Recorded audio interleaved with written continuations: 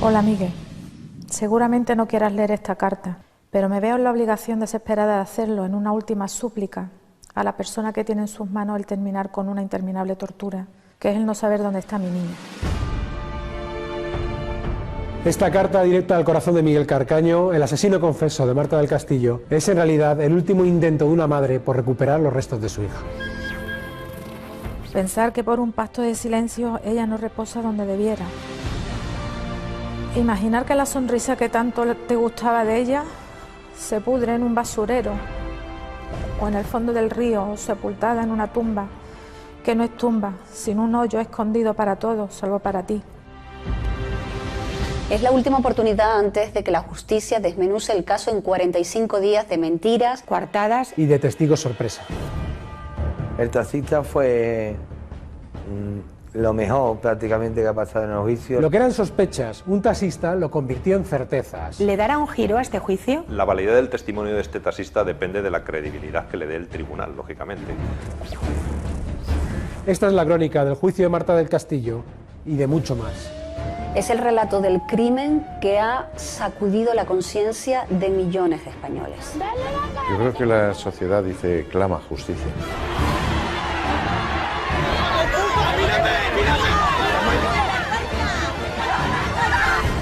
Es el caso más complicado al que se ha enfrentado la policía.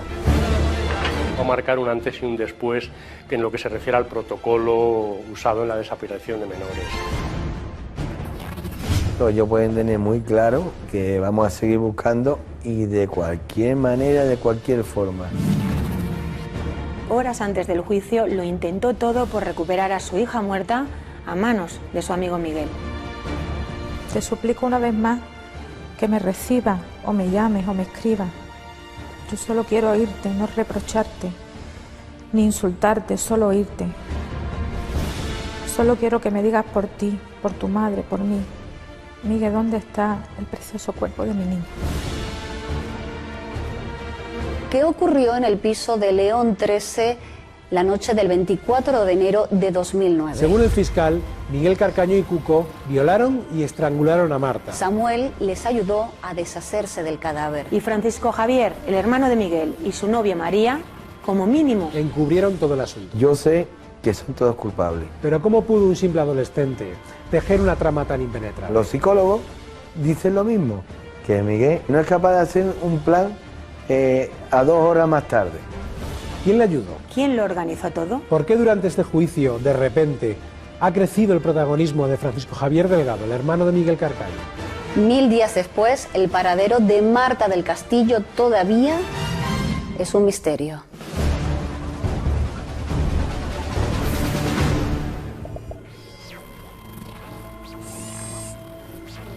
Pues como, no sé, como enfrentarte a lo peor que le puede pasar a una persona, ¿no? El tener que estar respirando el mismo aire que el asesino de tu hija, el tener que estar delante de las personas que saben dónde está tu hija, los que te han sometido a una tortura durante casi 3 años, con esa frialdad, y el tener que aguantar y mantener el tipo y contenerte la ira, ¿no? Y pensar que bueno, que las voces que estaban fuera gritando, pues era como si fuera mi voz también, ¿no?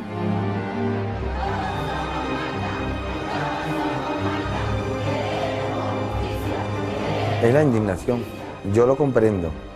Comprendo que lo abucheen, que lo zarandeen.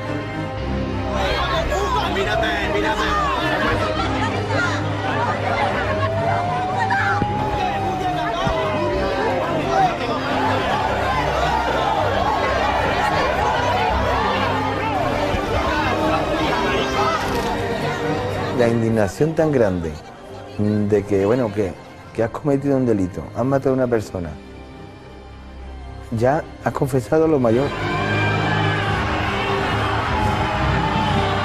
Déjame que entierre a mi hija. Déjame que le pueda llevar flores.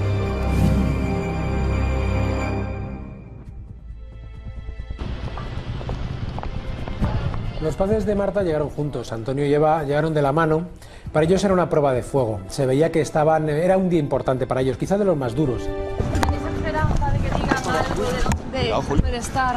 Esperanza ninguna. Él sin americana, sin chaqueta, en mangas de camisa. Ella con una camisa azul, con su pelo suelto, rubio, siempre agarrada con fuerza la mano de su marido, porque ellos siempre han ido agarrados, es como que se sostienen el uno al otro, y andando pausados hacia los soportales. Al llegar a los soportales, Eva hizo un gesto como un suspiro, como un ya estamos aquí. Lo que temía era que en un momento determinado toda esa fortaleza que yo tenía, o que al menos aparentaba, se me derrumbara delante de ellos. Era mi preocupación, yo me quise mentalizar en que yo no tenía que llorar delante de ellos, que no me vieran débil, que supieran que la madre de Marta seguiría ahí fuerte, luchadora, sin un ápice de derrumbe.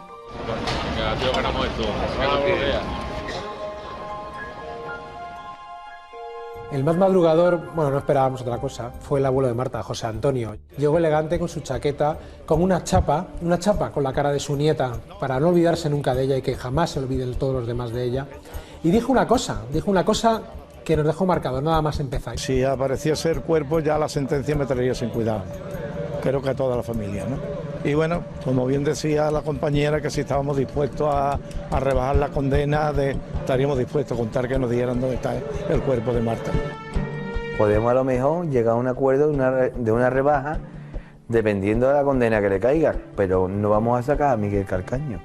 Hubiera intentado sacar a Samuel, a María, le había intentado, porque son los que menos colaboran, o lo que pienso yo, que menos colaboración tiene. De hecho, yo llamé a la madre de María García Mindaro, la llamé por teléfono y le ofrecí la oportunidad de hablar con el fiscal, de sacarla, si nos decía dónde estaba el cuerpo, si ella tenía ocasión de sacárselo a los demás. A la semana, viendo que no me llamaba, la volví a llamar y me dijo que no, que su hija y su yerno eran inocentes y que de ahí no se bajaban.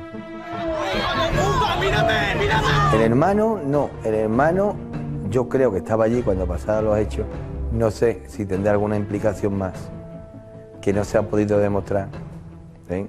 Entonces yo con ese no iba a tener trato ninguno.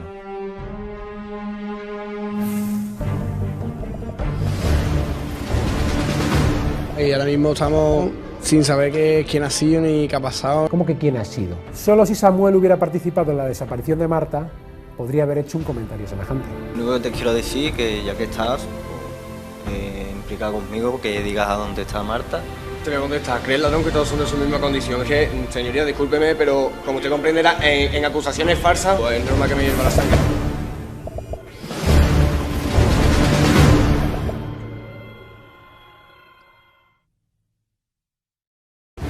No me veas como una madre que odia, porque yo no tengo fuerzas ni para odiar. Lo que me remuerde la conciencia es de yo haber estado allí, a pocos metros escasos del cuerpo de mi hija, y no haberme dado cuenta.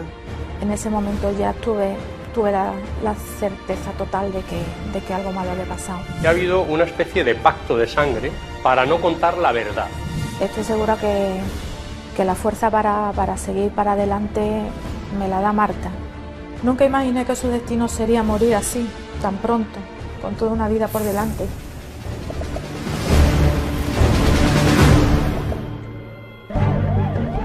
A Miguel no se le pudo ver porque era trasladado en un furgón, lógicamente desde la cárcel, y lo metían directamente dentro de los juzgados. No era lo habitual hasta entonces, pero a partir de ese día veríamos que a Miguel no íbamos a poder verlo, ¿no? Porque iba en el furgón siempre. Detrás de Miguel llegó Samuel. Samuel vino a pie, no defraudó. Para él también es su día grande, incluso con una imagen más cuidada que en otras ocasiones, con el engominado, las gafas de sol, ese puntito de chulería. Dejar paso. Samuel llegó muy seguro de sí mismo y dispuesto a dar espectáculo. Inmediatamente después, y una actitud absolutamente diferente, llegó el hermano de Miguel, Francisco Javier Delgado, y su novia, María García. Francisco Javier iba embozado, con la cabeza gacha, para que no se le viera nada. María a su lado llevaba el pelo largo, muy distinto a como lo tenía antes, que antes lo tenía rizado y corto, ahora lo llevaba estirado, no alisado, con esa melena cubriéndole el rostro y como huyendo de la gente, ¿no? Como escapando, porque la gente se les tiraba encima, literalmente. Precisamente en esa imagen ya intuíamos lo que podía pasar y lo que realmente pasó, y es que a partir del segundo día, el tercero, en las salidas de Francisco Javier y María se empezaron a complicar porque la gente se tiraba encima de ellos. Y justo en ese momento se dan cuenta del dolor de la gente que ha acompañado a la familia de Marta del Castillo. Gritos, insultos, incluso me atrevería a pensar que pasaron miedo porque no paraban de gritarle y de insultarle. La primera jornada discurrió con las cuestiones previas, no hubo tiempo para más. Querían que se anulase este juicio, el de los mayores que se iba a celebrar y el del Cuco que se celebró, para enjuiciarles, que parece mucho más lógico, a todos juntos, pero no lo consiguieron. Se suspende la sesión de hoy. Las dificultades fundamentales de este caso ha sido, bueno, primero, la gran cantidad de personas implicadas. En segundo lugar, que nadie ha dicho la verdad en este asunto. Claro, si cada uno da su versión y además esa versión es cambiada constantemente durante, en el caso de Miguel Carcaño, 4 veces, eso complica mucho la investigación. Señor Carcaño, levántese, por favor, y siéntese en la silla que tiene delante. Y el segundo día, por fin, declaró el presunto asesino de Marta, Miguel Carcaño. Miguel Carcaño, amigo de Marta, acusado de asesinato y violación y un delito contra la integridad moral. De Miguel lo que me ha sorprendido ha sido su quietud total. Es decir, si yo que estoy sentada en un banco mirando el proceso nerviosa porque es mi hija, ¿no? Se está hablando de mi hija, y te remueves en el banco, yo no sé esa persona cómo no se inmutaba, no hacía ni un gesto ni de rascarse ni de moverse, nada, parecía una roca. El día que declaró Miguel, la sala estaba llena, pero no hubo ninguna sorpresa. Se ciñó a la declaración que más le convenía. El día 24 de enero, es cierto que usted queda con Marta, ¿no? No quedo, voy a recogerla. Es cierto que en aquel momento ven ustedes al padre de Marta. Sí. ¿Usted conocía de antemano al padre? Sí. ¿De qué? De estar en su casa. Miguel, cuando yo lo conocí, siempre ha sido muy callado, con la cabeza gacha. Subían los amigos de mi hija, se quedaba en la puerta y yo decía, bueno, ¿y este por qué no entra? Yo decía, Marta, este quiere algo contigo, tú le gustas. Desgraciadamente no me equivoqué. Sobre las 8:25 más o menos llegamos a mi casa. Una vez que entro me doy cuenta que está mi hermano. El único objetivo de Miguel Carcaño era, bueno, contar la versión que más le beneficiaba y, por supuesto, sacar a su hermano y a su novia de la escena del crimen. Marta con mi hermano no tenían mucho feeling, por decirlo así. Siempre sin salirse de su versión, lo que sí que explicó, y con todo lujo de detalles, es cómo ocurrió, según él, la muerte de Marta. Estábamos en el cuarto discutiendo, estábamos entre el salón, como le he dicho, y el cuarto, y nos acaloramos, por decirlo así, discutiendo, y en uno de los momentos pues, había un cenicero encima de la mesa del ordenador, lo cogí y le di un golpe. Se cayó al suelo, y ahí ya me asusté. Me agaché, tenía un poco de sangre en la cabeza, cayó de espaldas. De espaldas. ¿Y usted comprobó si era simplemente un golpe, si era algo más? Yo cayó al suelo, entonces ahí me asusté, como le he dicho. Y nada, intenté a ver si no reaccionaba, yo la llamaba, pero nada. Y en ese momento, pues lo que he comentado, llegó el menor, ya no sabía qué hacer, le dije que fuera a llamar a Samuel. Y él fue a llamar a Samuel, yo me quedé en la casa, me acordé de un tensiómetro que tenía en el cuarto baño, de que era de mi madre, y se lo puse y no tenía pulso, ¿no? Por decirlo así. La idea que se ha planteado de un golpe, un cenicero, se me fue de la mano, eso no es falso, eso es radicalmente mentira. Y yo creo que todo el mundo que hemos trabajado en el foro, en la justicia durante muchos años, eso lo sabemos. Pensar que se hizo en un acto involuntario, en un acometido casi de un trastorno mental transitorio, eso no se ajusta a la realidad. No, se hizo porque se quiso hacer. porque se tiene ese carácter de dominación, porque había un yo muy narcisista. ¿Usted tenía intención de matar a Marta cuando la golpeó? No. ¿Qué intención tenía usted entonces? Dejar de discutir, ¿no? Estábamos muy alterados. ¿Cómo sacaron el cuerpo? En una silla de ruedas. Al relatar cómo habían sacado el cuerpo y lo habían metido en el vehículo para llevárselo, él se introdujo en el vehículo y evidentemente pues ahí fue una de las contradicciones más notorias de su declaración. ¿Cómo introdujeron el cuerpo de Marta? En la parte de atrás, en los asientos de atrás, la pusimos entre Samuel y yo.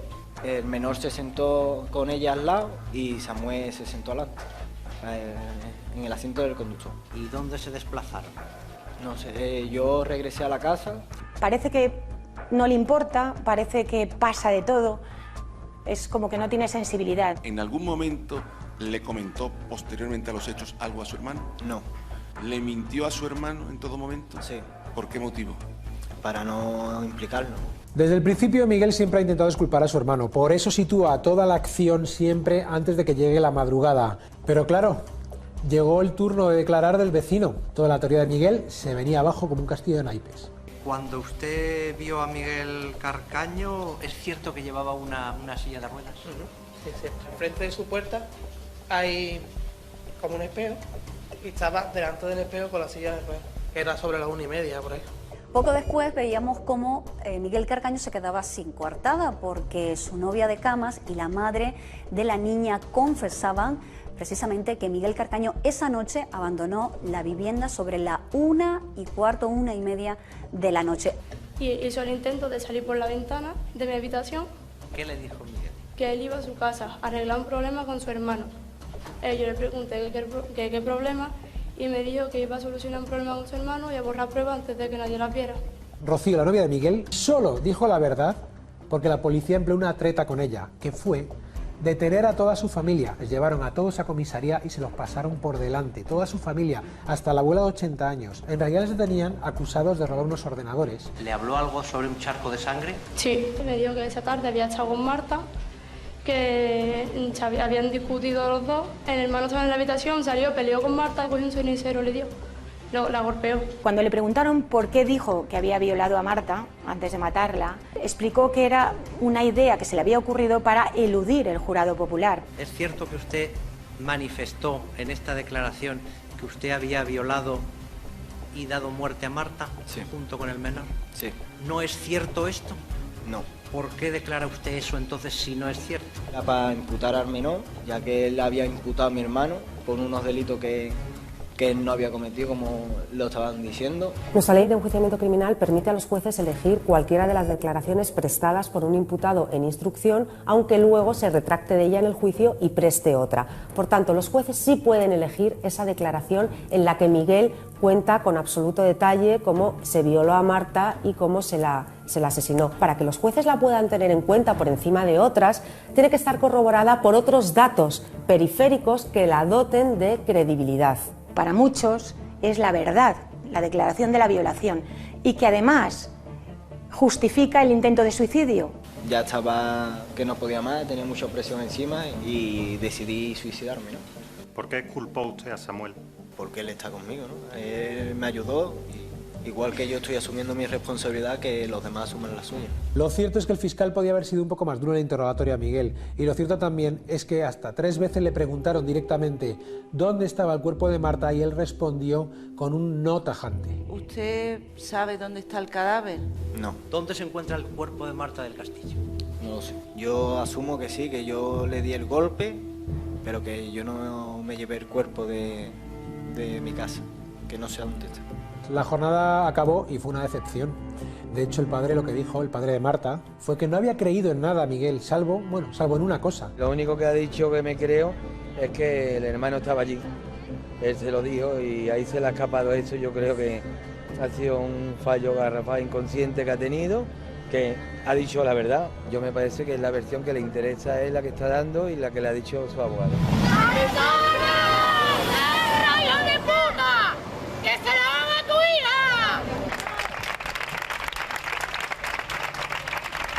Miguel no piensa. Miguel es como un burro que le ponen y lo mandan por un camino y de ahí no se sale.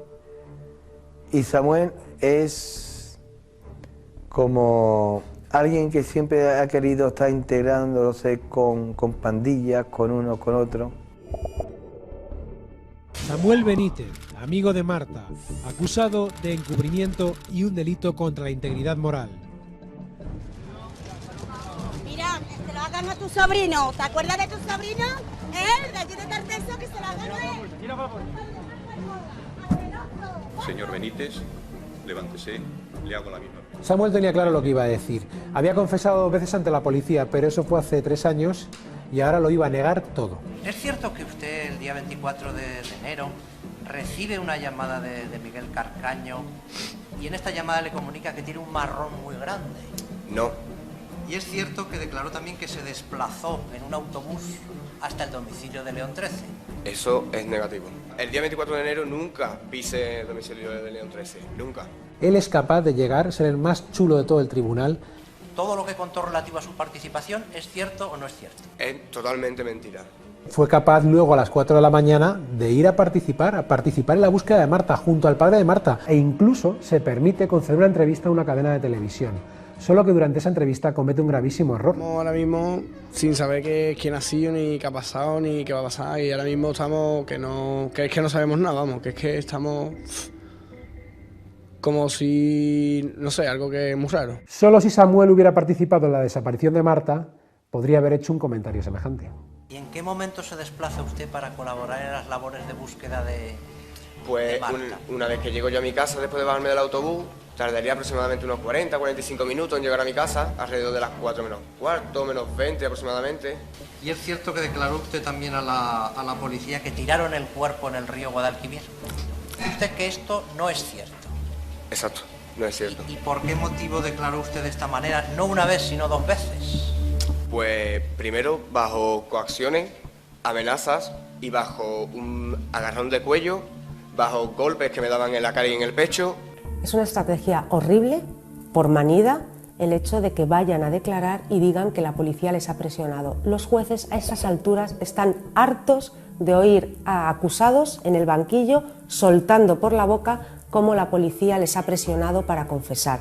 Ya hoy en día no se lo cree nadie, por tanto demuestra que están mintiendo. La policía me fue indicando absolutamente paso por paso todo lo que yo tenía que decir. Samuel estaba tan preocupado del tema de la ropa que llevaba, que cogió carrerilla, empezó a hablar y a justificar que le tuvieron que decir, pero no le he preguntado todavía. Me quité una chaqueta de color beige que la dejé encima del sofá porque yo debajo llevaba otro jersey. No le he preguntado yo por la vestimenta, ahora le iba a preguntar, parece que se anticipa usted. Cuando ya llegó realmente el turno de las preguntas sobre la ropa para justificar por qué iba en mangas de camisa, él explicó pues que, bueno, que es muy caluroso. ¿Es cierto que usted iba, vamos a llamarlo así, ligero de ropa para el frío que hacía esa noche? Bueno, perdón, primero le pregunto, ¿hacía frío? Depende, suelo tener calor. Samuel, si es usted una persona que suele tener mucho calor, seguro que le permite el tribunal quitarse la bufanda, si quiere. Samuel se sabe el caso al dedillo, se ha estudiado el sumario, sabe que no hay pruebas de peso en su contra, aunque sí muchos indicios. Samuel, ¿dónde se encuentra el cuerpo de Marta del Castillo? Pues no lo sé, señor fiscal.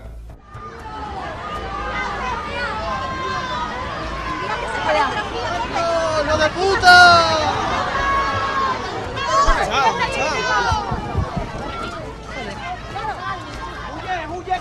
¡Muy bien! ¡Ha muerto!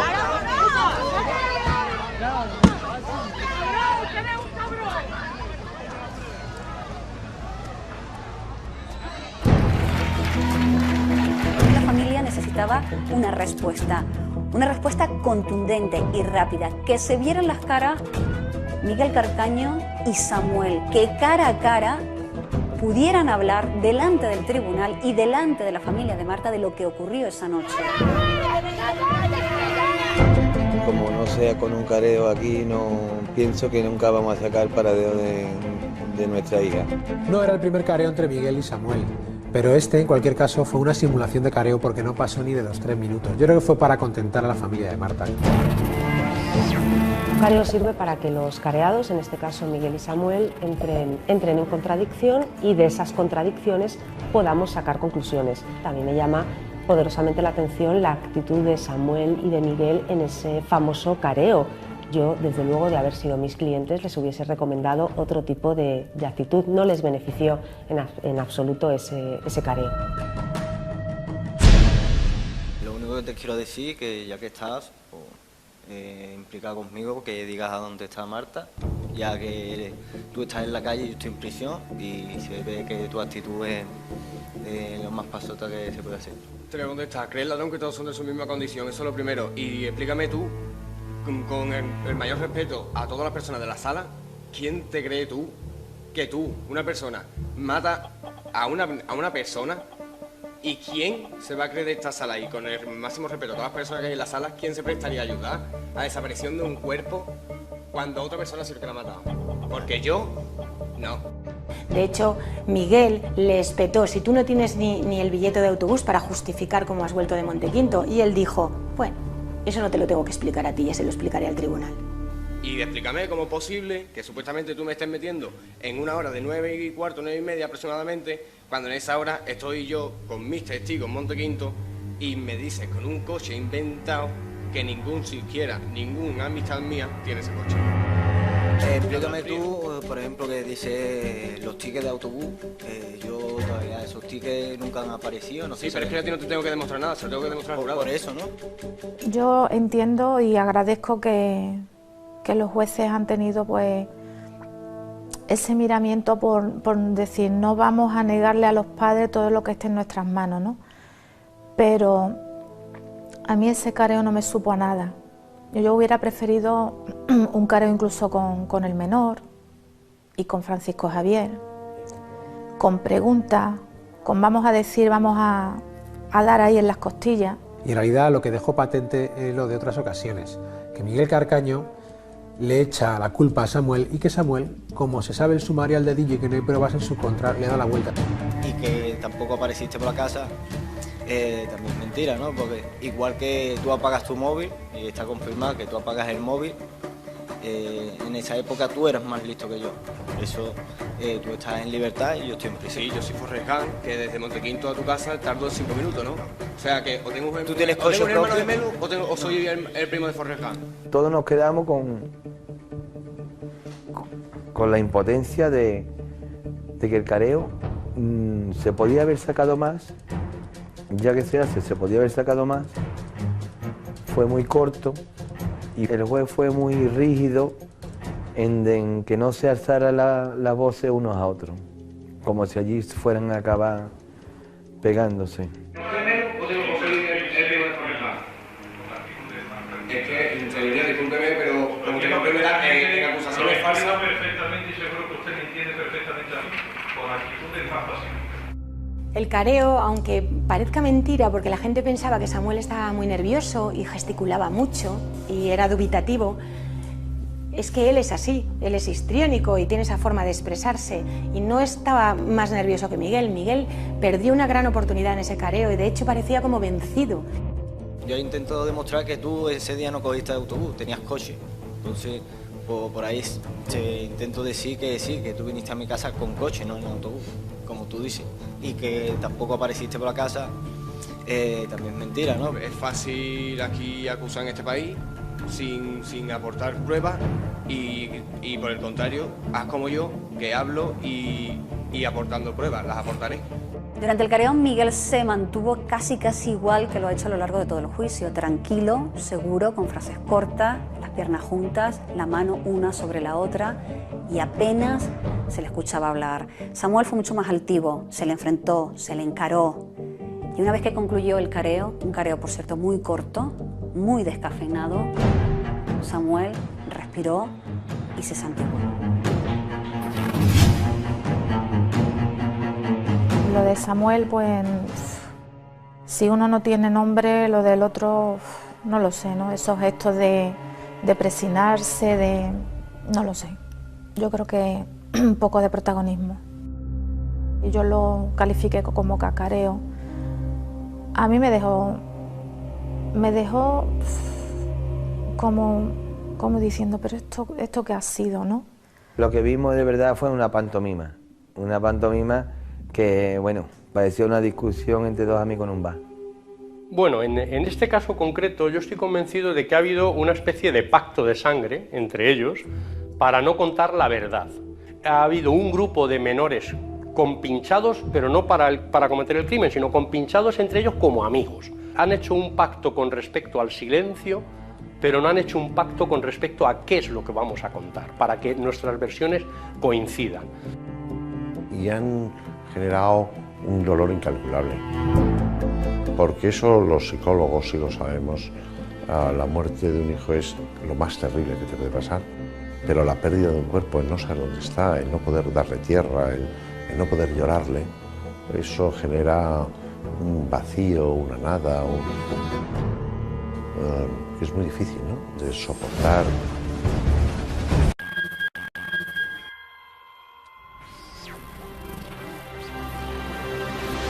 Hola, Miguel. Seguramente no quieras leer esta carta, pero me veo en la obligación desesperada de hacerlo en una última súplica a la persona que tiene en sus manos el terminar con una interminable tortura, que es el no saber dónde está mi niña. Esta carta directa al corazón de Miguel Carcaño, el asesino confeso de Marta del Castillo, es en realidad el último intento de una madre por recuperar los restos de su hija. Pensar que por un pacto de silencio ella no reposa donde debiera. Imaginar que la sonrisa que tanto te gustaba de ella se pudre en un basurero o en el fondo del río, sepultada en una tumba, que no es tumba, sino un hoyo escondido para todos, salvo para ti. Es la última oportunidad antes de que la justicia desmenuce el caso en 45 días de mentiras, coartadas y de testigos sorpresa. El taxista fue lo mejor prácticamente que ha pasado en el juicio. Lo que eran sospechas, un taxista lo convirtió en certezas. ¿Le dará un giro a este juicio? La validez del testimonio de este taxista depende de la credibilidad que le dé el tribunal, lógicamente. Esta es la crónica del juicio de Marta del Castillo y de mucho más. Es el relato del crimen que ha sacudido la conciencia de millones de españoles. Yo creo que la sociedad dice, clama justicia.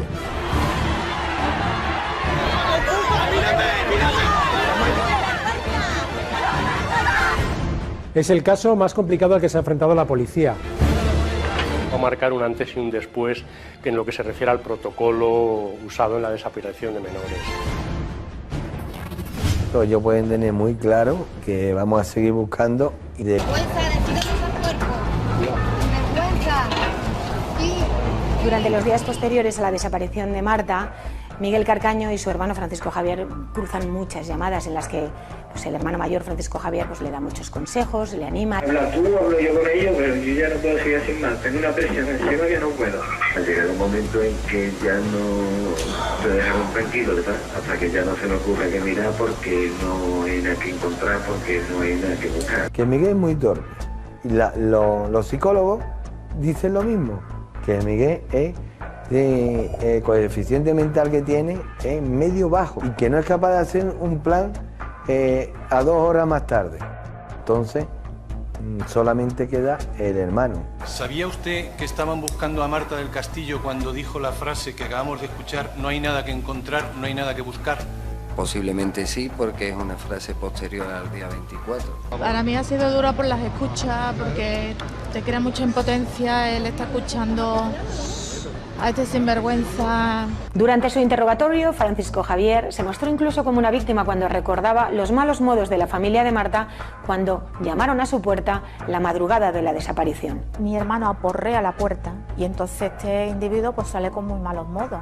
No, pues, ¿por qué no has abierto la puerta antes? ¿Por qué no abres esa puerta? ¿Por qué no das la cara? El enfado de Javier estaba más que justificado porque para entonces él ya sabía que Miguel había salido de la casa esa noche empujando una silla de ruedas.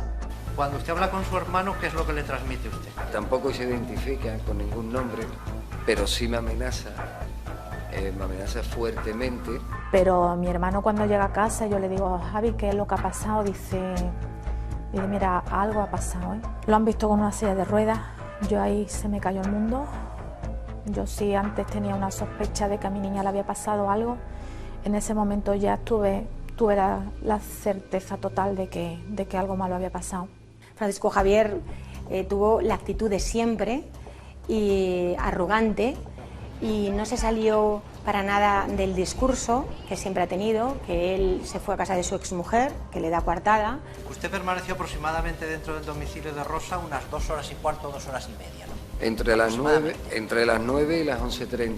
Sabemos que es mentira y la mujer lo encubre porque en el bloque que hay, en la urbanización donde vivía, había cámaras de seguridad. Entonces las cámaras de seguridad lo enfocan y lo enfocan de frente, llegando al portal y entrando en el portal. Y 15 minutos más tarde se le ve salir. ¿Dónde va? No va a León 13 a decir lo que hay que hacer.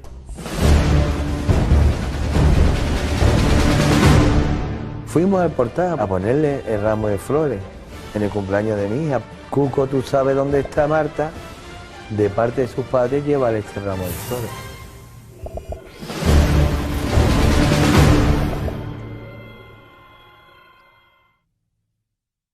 Con la muerte de tu madre te quedaste solo, pero con la muerte de mi hija te has quedado vacío.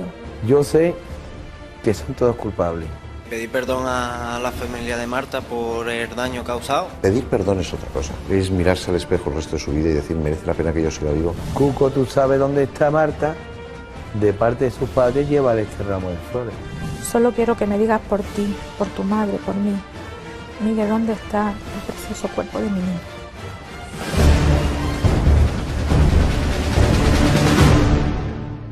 A pesar de su frialdad en toda la declaración, el hermano de Miguel, Francisco Javier, cometió un error: hablar de su relación con Marta del Castillo. Si me hubiera dicho Marta o me hubiera dicho Eva, me hubiera sonado igual en ese momento. Lo que interpreto es que a Marta usted no la conocía de nada. Conscientemente, ni de nombre ni de rostro. Entonces Marta con mi hermano no tenían mucho feeling, por decirlo así, tampoco. Pero lo conocía quizás su Sí. hermano.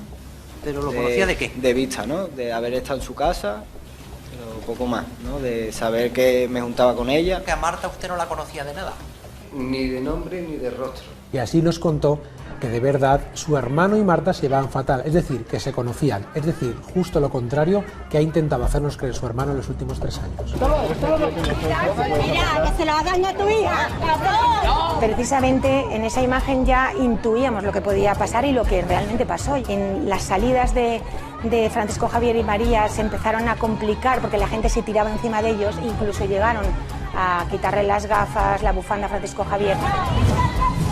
El altercado fue de tal magnitud que ya nunca más les veríamos entrar así, sino que serían llevados en un vehículo hasta cerca ya del soportal para que la gente no pudiera abalanzarse sobre ellos. ¿Por qué Francisco Javier lleva 3 años ocultando su rostro? ¿Porque teme que alguien le reconozca en un futuro o porque teme que le reconozca alguien del pasado? Fue una sorpresa para todos que casi 3 años después de la desaparición de Marta, el fiscal y la policía guardaran una última carta, la de un taxista que desmontaría definitivamente la coartada del hermano de Carcaño. ¿No es cierto que usted, sobre las 12 y cuarto o 12 y media, ya de la madrugada del domingo, recogió usted a una persona en la calle Luis Montonto? Sí, señor. ¿Dónde le solicita ir? A León 13. No, cuando entramos ya le digo a qué altura le dejo. Dice, no, yo le indico ahora. ¿Se fijó usted en las características físicas de esta persona? Sí, señor. Ese hombre estaba bien pelado, con el pelo canoso. Tenía barba, iba vestido de oscuro y que llevaba una chaqueta con doble bolsillo. ¿Recuerda usted si llevaba algo consigo? Llevaba una bolsa. Y a raíz de que sale Miguel y en la televisión, de que es la casa donde está entrando él, y después aparece este señor que sale de la casa también detenido, yo ya sé que esa es la casa. Y yo ya a mi mujer le digo que es él, 100% seguro que es él y que yo no me puedo callar, que yo ya estaba tan mal que yo no me podía callar. Si creemos al taxista y el juez lo hace, eso significa que Francisco Javier Delgado, cuando llega a las 12:30 al escenario del crimen, al León 13, llega el primero. Y llega el primero porque se va a encargar de coordinar toda la operación de deshacerse del cuerpo de Marta y creación de coartadas, y que por lo tanto es algo más que un encubridor. Desde luego, eso no era lo que había contado Francisco Javier. El hermano de Carcaño había dejado muy claro siempre que en ese bar estuvo hasta pasada las 3 de la mañana aproximadamente. Una vez que cierra usted el bar, aproximadamente estamos sobre las 3:10. Sí. ¿A dónde se dirige usted? A un bar que se llama Mini, en la calle Albaida. ¿Recuerda usted el trayecto que hace desde la calle Albaida a la calle León 13, cómo lo efectúa?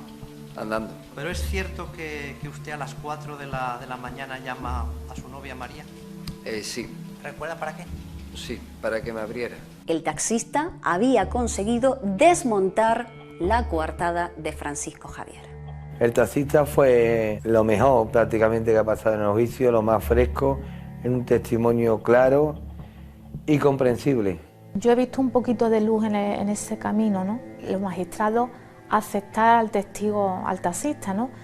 Porque yo, si a este hombre no lo hubieran aceptado, yo ya de entrada hubiera dicho, el juicio está hundido para Marta. ¿Por qué tardó tanto tiempo ese testigo en hablar? Su esposa nos daría la clave. ¿Usted sabe por qué motivo su marido no acude a la policía? Es por mí. Yo le decía que yo temía por él, que yo temía por nosotros. Me llamó, creo que al día siguiente, me llamó el hombre apenado para pedirme disculpas, que lo comprendiera y yo, sinceramente, con el corazón en la mano, lo entiendo. La familia de Marta le señaló con el dedo desde el primer día y el fiscal sospecha, también desde el primer día, que el hermano de Miguel Carcaño, Francisco Javier Delgado, es el cerebro de todo este asunto de la desaparición del cadáver de Marta del Castillo. ¿Te han llamado de algo o algo? Vale, bueno, escucha, acuérdate mañana, ¿eh? Si te abordas que sea, tú le dices que... Nada, no dices nada. Hay veces que me gustaría ser menos listo, ¿sí? Pero sabía yo que iba a ser un marrón listo. Que hay muerto Satanás.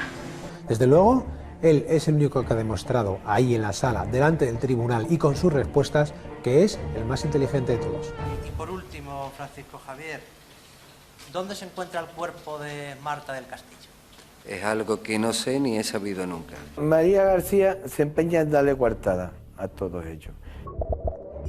María García, novia del hermano de Miguel Carcaño, acusada de encubrimiento y de un delito contra la integridad moral.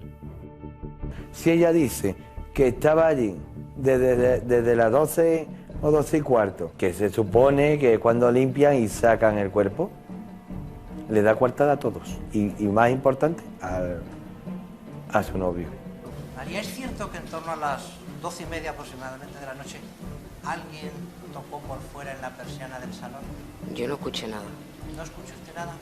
No. Yo tengo una teoría que es muy simple. Si yo me encuentro un cadáver o mi cuñado ha hecho esto y mi padre es médico, aquí llamo para que me diga, está muerto. La novia de Francisco Javier contó lo de siempre, que esa noche, de las 12 y un poco y unos minutos, estuvo toda la madrugada estudiando en León 13 y que allí no ocurrió nada, ni estaba el cuerpo de Marta, ni estaban limpiando, ni nada. ¿Usted notó algún olor extraño allí, como a limpio, para entenderlo? Es decir, algún tipo de producto de limpieza. Yo no noté ningún olor a limpio, no. Al pasar por el cuarto de Miguel noté un olor extraño. Pero era un olor extraño, pero me parecía que era como... No me olía ni amoníaco, como dicen, ¿no? Era como si fuese una fregona que está de los bares, que está un poco sucia, no sé, un olor raro. María podría llegar a ser condenada a 5 años por encubrimiento, porque María no es familiar de Miguel. Si se demuestra que hay pruebas suficientes como para acreditar que participó de ese encubrimiento, María, desde luego, puede ser condenada a 5 años de prisión. Ella, o dos cosas, o está mintiendo y no estuvo en el piso, o estuvo en el piso y lo vio todo. Las llamadas telefónicas permitieron conocer a los investigadores dónde estaba cada uno de los imputados el 24 y el 25 de enero de 2009. Y serán esas llamadas, la localización telefónica de cada uno de los imputados, lo que demuestre posteriormente que mienten. El 24 de enero, sobre las 8 de la tarde, el teléfono de Marta recibe 17 llamadas de teléfono de la misma amiga que lo sitúan en la zona de cobertura de León 13, la escena del crimen. Una de esas llamadas sería la que, según la policía, determina la hora de la muerte. Porque a las 8:28 Marta recibe una de las llamadas de su amiga Cristina. Más tarde Miguel Carcaño confesaría que él mismo colgó esa llamada con el cadáver de Marta a sus pies. Esta hora es clave para involucrar al hermano de Miguel, a Francisco Javier, porque a partir de las 8:30 él cruzará 3 llamadas muy seguidas con su novia, con María, que le sitúan en la zona de cobertura de León 13, justo a la hora en la que sucede el crimen. A las 9:01, Francisco Javier Delgado insiste en que está fuera de la escena del crimen. Ha quedado con su exmujer para ver a su hija y cuando llega realiza una llamada que posteriormente le servirá de coartada. A las 9:12, Marta del Castillo recibe un SMS del Cuco y a partir de ahí la señal ya se perdería para siempre. Poco después el Cuco llamará a Samuel desde una cabina. La llamada la recibirá Samuel a las 21:24 en la barriada de Montequinto. Él está en un cumpleaños y siempre dice que ha acompañado, pero hay una hora entre las 9:30 y las 10:30 que nadie le ve. A partir de aquí y hasta las 11:30 aproximadamente, ni el teléfono de Carcaño, ni el teléfono de Samuel, ni el del Cuco se posicionan. ¿Estaban juntos? ¿Se pusieron de acuerdo para apagarlo? A las 22:50 Miguel Carcaño reaparece y lo hace en camas, en casa de su novia. A las 23:34 Eva Casanueva llama preocupada a Samuel para preguntarle por su hija. Las antenas le situarían de nuevo en Montequinto. Pero Samuel comete un fallo. A Eva le cuenta que Miguel le ha dicho que dejó a Marta sana y salva a las 12. Lo que ocurre es que faltan 40 minutos para que sea medianoche. Poco después, a la 1:37, Miguel recibe una llamada crucial. Es Eva, la madre de Marta, preguntando por su hija. Lo que contaría la novia de Miguel Carcaño meses después es que después de esa llamada, Miguel colgó el teléfono, lo dejó en camas y partió hacia Sevilla para borrar las huellas del crimen. Desde el principio, esa madrugada, según la familia del Cuco, el menor siempre estuvo en su casa desde las 11:30, durmiendo. Lo que ocurre es que al menos 2 llamadas le sitúan fuera de su casa a esas horas entre las 12 y las 2 de la madrugada. Hay una última llamada muy controvertida, la que recibe María a las 2 de la mañana. Ella asegura que está estudiando en la casa, pero su teléfono se engancha a una antena cercana a León 13, pero no precisamente la que da cobertura a esa zona. Y se terminó el tiempo de las mentiras y llegó el de las verdades, el momento de la declaración de los padres de Marta del Castillo.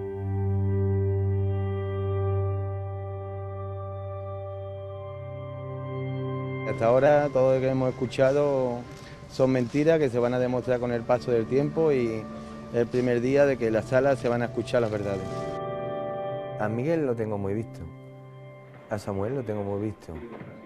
Estos dos que tanto se tapan la cara, quería verle la cara, mirarle a los ojos y en mi mente hacerle una fotografía. Y la he conseguido. Los tengo clavados en la mente. A los dos.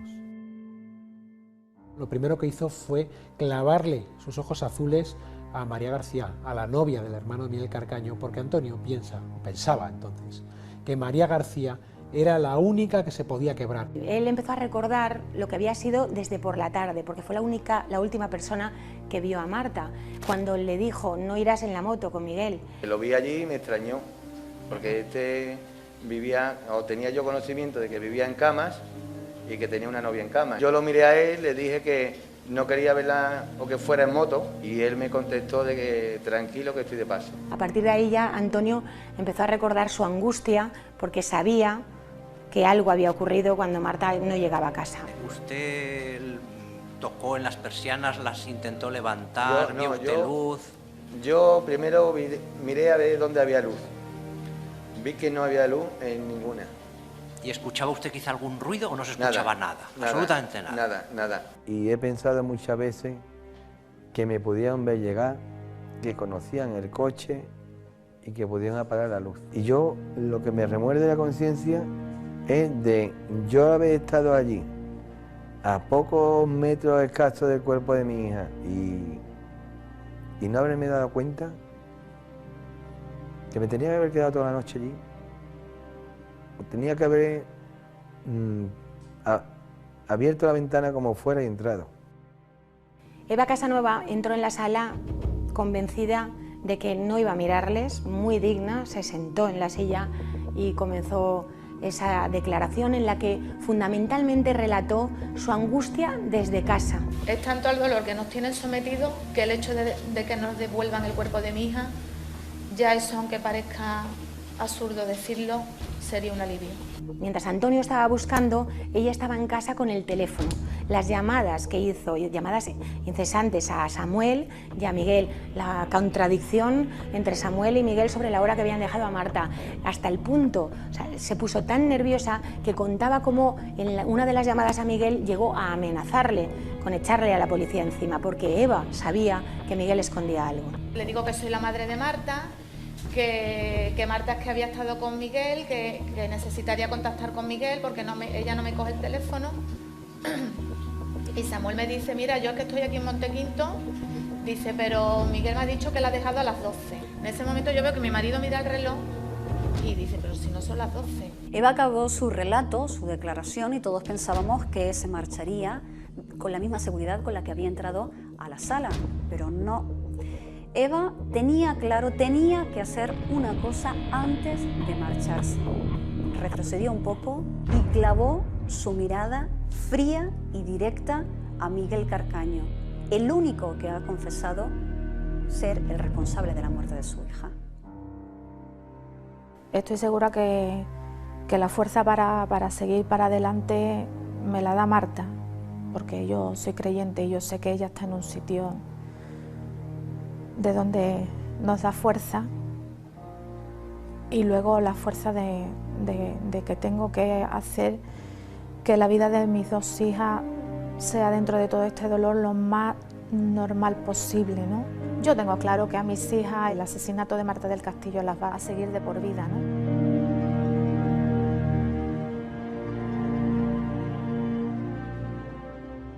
Y lo hacen con la pequeña, tiene una reacción fóbica a salir a la calle y además tiene un fracaso escolar. Esta familia se rompe, ¿no? con tanto dolor, si el cuerpo sigue sin aparecer, si esta familia no puede despedirse, los síntomas se van a cronificar.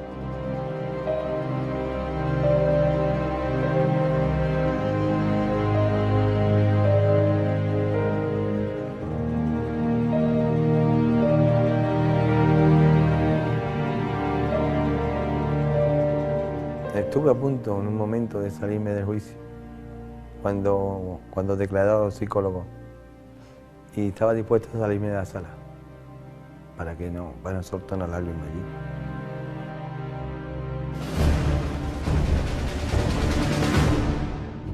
allí. El cuco que llegó como, no sé, nadie sabía qué era él. La transformación de cada uno para que no lo reconozcan por la calle. Y este se ha disfrazado, no sé, como de pequeño gorila, y disfrazado por la vida que nadie conozca. Mucho habíamos oído hablar del cuco, pero nadie le había puesto el rostro. Ese día llegó tapado, con una bufanda, con su larga melena. Pero el cuco bajó la guardia justo cruzando el arco de seguridad.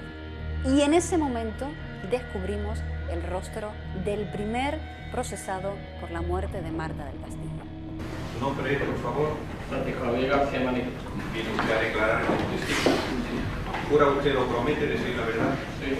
¿Lo jura o lo promete? Era para ellos difícil escuchar de nuevo el relato del cuco, esta vez como testigo, claro. Había sido condenado por un tribunal de menores y, como único delito, el de encubrimiento. Habían pedido revocar esa decisión, pero no pudo ser. Y ahí estaba él, el cuco, sintiéndose triunfador, sintiéndose la gran estrella del día en la Audiencia Provincial de Sevilla y desafiando, además, a su antojo al tribunal.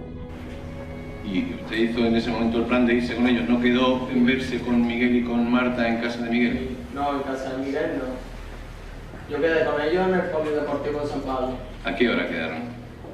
Pensé, cuando volvieran del Triana. Señor García Marín, permítame, señor letrado, responda con la misma educación y respeto con el que está siendo tratado.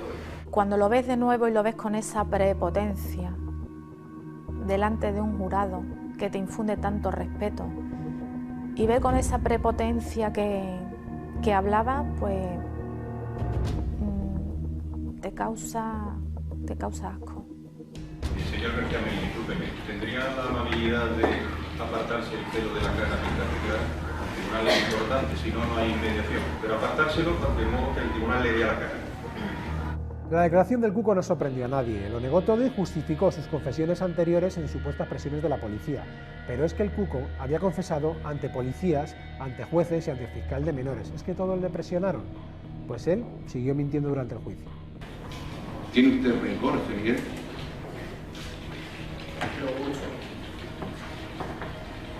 ¿Ha querido vengarse de él en algún momento? Se me ha pasado por la cabeza, pero no es cuestión de igualar los niveles.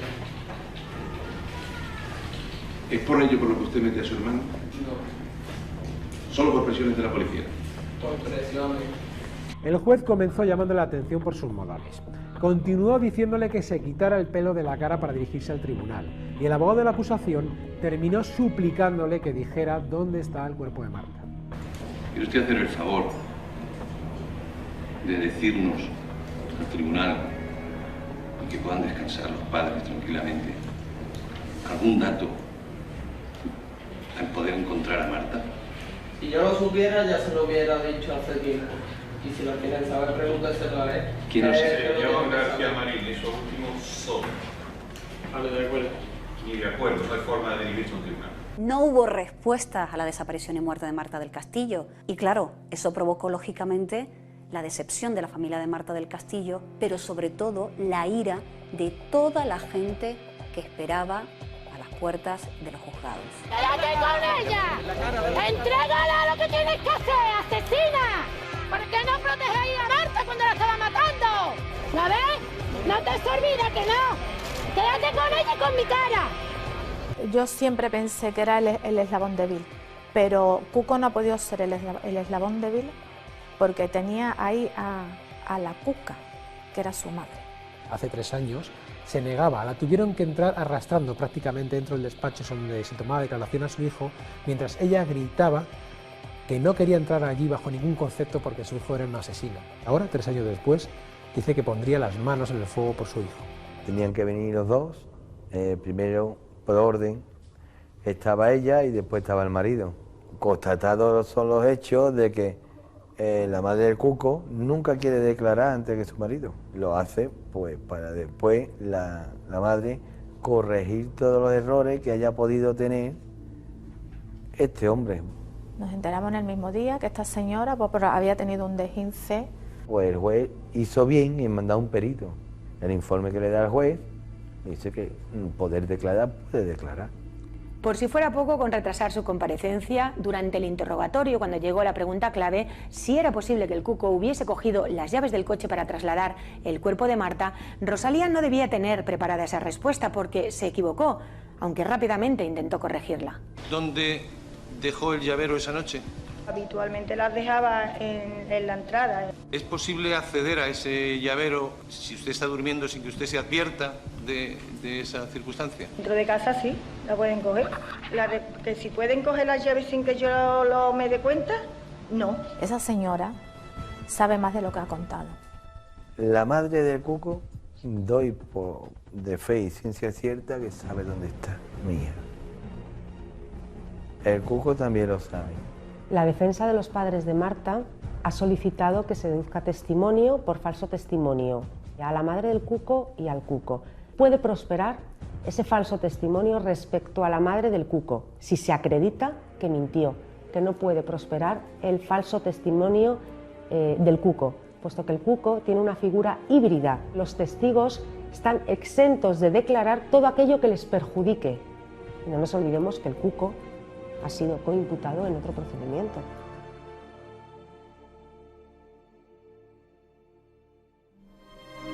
Con la muerte de tu madre te quedaste solo, pero con la muerte de mi hija te has quedado vacío. Con ese vacío en el estómago que no te deja dormir, porque no hay acto más cruel y despreciable que quitarle la vida a una persona, y más aún si esa persona te tenía el cariño que Marta te tenía, porque ella siempre se alegró cuando las cosas te iban bien. Puede que todo esto te raye, que te haga sonreír mientras lees estas palabras escritas desde el dolor de una madre que se consume, pero quizás algún día comprendas todo el sufrimiento que estás causando a unos padres y a unas hermanas que a pesar de todo todavía te siguen llamando el Miguel.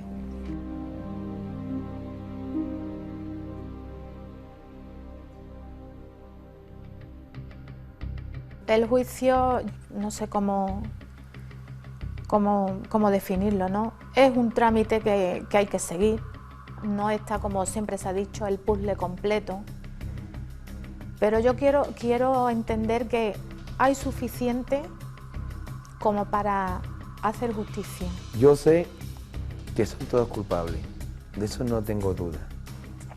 Siempre quiero ser muy cauta, ¿no? No hacerme falsas esperanzas. El juicio ha sido duro, pero todos esperan que la justicia actúe con contundencia contra todos los implicados. Desde luego, las conclusiones de la Fiscalía contra ellos han sido tajantes, como pudimos escuchar en la penúltima sesión del juicio. Nosotros sostenemos que la muerte de Marta del Castillo se produce porque lo que intenta es encubrir una agresión sexual. Estos hechos serían constitutivos de un delito de asesinato. Van más allá de un simple homicidio, que está describiendo un ataque rápido, sorpresivo, a una persona que se encuentra inerme o aturdida que acaba de sufrir una agresión sexual. Describe perfectamente en su declaración cómo mientras uno de ellos le sujeta por la espalda, el otro utiliza un cable a largadera y estrangula y le da muerte por asfixia. A Miguel se le solicitan 52 años de cárcel por las acusaciones. Se le solicitan 20 por asesinato, 15 y 15, es decir, 30 por 2 violaciones y 2 por delito contra la integridad moral. En el peor de los casos, y digo peor para la familia de Marta, si se tiene en cuenta el escrito de la defensa, que pide 3 años por ese homicidio imprudente, Miguel en unos meses está en la calle. Samuel se enfrenta a 5 años de cárcel, 3 por encubrimiento y 2 por un delito contra la integridad moral. Aunque en el juicio lo haya negado todo, el fiscal da como buena la primera versión del joven que participó en el traslado del cuerpo de Marta. Su argumento es claro: Samuel no tiene coartada durante al menos una hora. ¿Dónde se encuentra Samuel Benítez entre las 9:15 y las 10:30? ¿Acaso se encuentra en el limbo? Qué casualidad que este horario coincide justo con lo que dice Miguel o con el horario que sitúa Miguel en cuanto a la hora que da muerte a Marta. A Francisco Javier, al hermano de Miguel, de los 8 años que le piden por encubrimiento, delito contra la integridad moral y amenazas al cuco, debería de preocuparle, desde mi punto de vista, única y exclusivamente el delito contra la integridad moral. Del encubrimiento, aunque haya prueba más que suficiente, va a salir absuelto porque el Código Penal así lo exige por ser familiar. La intervención de Francisco Javier es fundamental. Es una persona que es más mayor, más responsable, quizá asume también el papel de hermano mayor, el padre cuidador, que tiene que preocuparse por su hermano pequeño y sacarle de este marrón. Para la novia de Francisco Javier solicitan también 5 años de prisión. María García tiene mucho que perder con la sentencia. No tiene coartada y la Fiscalía la sitúa en la casa de León XIII la noche del crimen. Nadie se cree a estas alturas que no escuchará nada. En su caso no caben atenuantes porque no es familiar de Miguel Carcaño. Muy enamorada tiene que estar para no romper ese pacto de silencio al que han llegado los imputados. No va a ser la justicia que se merece Marta, porque la justicia que hay aquí en España no hace justicia para las víctimas, ni para Marta ni para nadie, porque tenemos una justicia muy débil, muy floja, no es una justicia castigadora. Lo más duro es escuchar a la defensa en el alegato final, cambiar las cosas y ponerlas como ellas quieren, coger, pero descaradamente. Voy a coger todo lo que se ha dicho, lo que me interesa a mí, y lo demás es mentira. Y lo demás es mentira. Cuando te matan a un hijo y lo puedes enterrar, pero el no poder tener el cuerpo de Marta, ¿es tal el dolor al que te tienen sometido? No puedo concebir que no tengan un último acto de hombría, de bien, de dignidad, y que, aunque sea de forma anónima, den razón del paradero del cuerpo de Marta. Me da la sensación de que apelar a la humanidad y a la hombría de los imputados refleja la impotencia que ha perseguido el caso Marta del Castillo, porque no encuentran el cuerpo y porque el Código Penal es demasiado laxo. La gente no entenderá que ocultar un delito y ocultar un cadáver solo sea considerado un encubrimiento. Llegamos al final del juicio. Miguel Carcaño quiso hablar. Señor Carcaño, levántese. ¿Desea usted añadir algo? Siéntese aquí delante. Pedir perdón a la familia de Marta por el daño causado. No fue mi intención ni ha sido mi intención durante todo este tiempo producirle tanto daño, y que no, si supiera de verdad dónde está el cuerpo, pues que lo diría. No son unas disculpas que vienen desde el corazón, porque si tú sientes lo que ha pasado, pues di la verdad. Samuel mira a Miguel cuando se levanta y se echan una mirada pues de complicidad. En esa mirada podía caber: lo hemos hecho bien, vamos a estar fuera. ¿Qué puedes esperar tú de una persona que lleva casi 3 años sometiendo a una familia entera a esta tortura constante? Ese perdón ya viene tarde. Y después de Miguel, el resto de los imputados también quisieron hacer uso de ese último turno de palabra. Señor Benítez. Decir que siento mucho sinceramente lo que ha pasado a la familia de Marta, pero Marta también era amiga mía y yo no he tenido nada que ver. Las de Samuel tampoco me valen. Hay algo que me repugna. No digas que tú eras amigo de Marta. Si tú le hubieras tenido cariño a Marta y ves lo que han hecho con Marta, tú no colaboras. Sé que mucha gente lo está pasando mal por este caso, en especial la familia de Marta, pero no hay nada que yo pueda decir o hacer para aliviar ese dolor que como padre entiendo. Eso ha sido como meter más el dedo en la llaga, porque ha sido cara a la galería, porque Javier se giró ante la cámara, se quitó la gafa, como si se limpiara una lágrima, porque se había emocionado. El Señor que todo lo habla calculando y midiendo sus palabras. Es frío como un témpano. Señoría, quiero pedirle disculpas por traer el papel, pero es que me voy a poner muy nerviosa y sobre todo quiero expresar mi condolencia y mi pena a la familia de Marta del Castillo.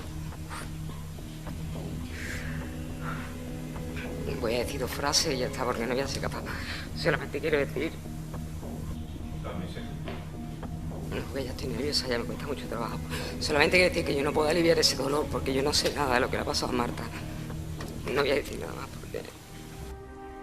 Cínica.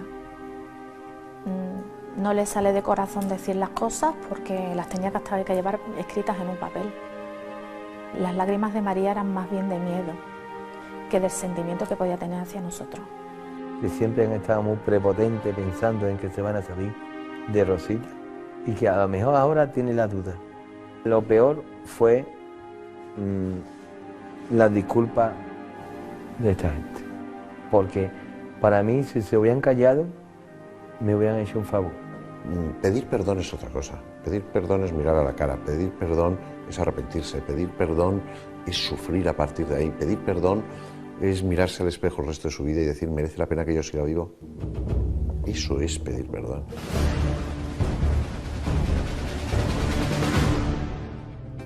La historia de Marta del Castillo también es la historia de una búsqueda. No solo la policía buscó en el río o en el vertedero, la policía se esforzó, buscó en más de un centenar de lugares, en 3 provincias diferentes, buscaron en playa, buscaron en colectores, buscaron prácticamente en todos los pozos de Sevilla. Pensaron que un lugar fácil donde deshacerse el cuerpo y que podían conocer eran, por ejemplo, los vagones abandonados de la calle del pueblo saharaui, en el centro de Sevilla, o por ejemplo, en un pueblo en Villanueva del Río, a más de 70 kilómetros de Sevilla, donde existía una mina abandonada que ofrecía muchas posibilidades para ocultar un cuerpo, en Pozos de Utrera, donde testigos dijeron haber visto a personas en actitud sospechosa, e infinidad de sitios, ya digo, hasta llegar a más de un centenar de lugares y de los que les quedan por buscar.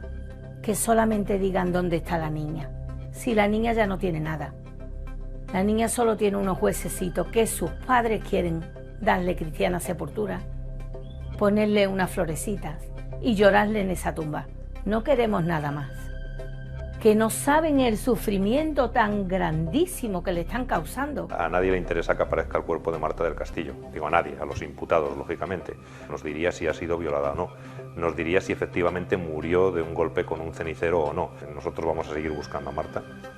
No sabemos si al final daremos con ella o no, pero cualquier pista, cualquier nuevo indicio, cualquier nueva aportación que haya sobre dónde puede estar, nosotros no vamos a escatimar en esfuerzos en seguir buscándola. A mi hija no se la ha encontrado. No porque se lo montaran muy bien los supuestos sospechosos, no. Principalmente por mala suerte y por errores. Tenemos un dolor de puertas para afuera porque tenemos que seguir luchando, tenemos que seguir gritando que por favor nos devuelvan a Marta. Ya no es un dolor íntimo que tú cierras la puerta y lo llores en casa. Tienes que seguir luchando, tienes que seguir diciendo que todos somos Marta. Todos somos Marta, todos somos Marta. Y que por favor te devuelvan, que alguien diga algo, que mientras no tengamos a Marta tendremos que seguir así.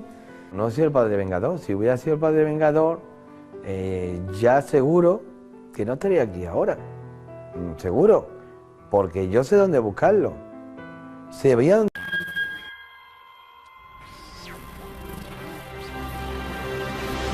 Hola, Miguel. Seguramente no quieras leer esta carta, pero me veo en la obligación desesperada de hacerlo en una última súplica a la persona que tiene en sus manos el terminar con una interminable tortura, que es el no saber dónde está mi niña. Esta carta directa al corazón de Miguel Carcaño, el asesino confeso de Marta del Castillo, es en realidad el último intento de una madre por recuperar los restos de su hija. Pensar que por un pacto de silencio ella no reposa donde debiera. Imaginar que la sonrisa que tanto te gustaba de ella se pudre en un basurero o en el fondo del río, sepultada en una tumba, que no es tumba, sino un hoyo escondido para todos, salvo para ti. Es la última oportunidad antes de que la justicia desmenuce el caso en 45 días de mentiras, coartadas y de testigos sorpresa. El taxista fue lo mejor prácticamente que ha pasado en el juicio. Lo que eran sospechas, un taxista lo convirtió en certezas. ¿Le dará un giro a este juicio? La validez del testimonio de este taxista depende de la credibilidad que le dé el tribunal, lógicamente. Esta es la crónica del juicio de Marta del Castillo y de mucho más. es el relato del crimen que ha sacudido la conciencia de millones de españoles. Yo creo que la sociedad dice clama justicia.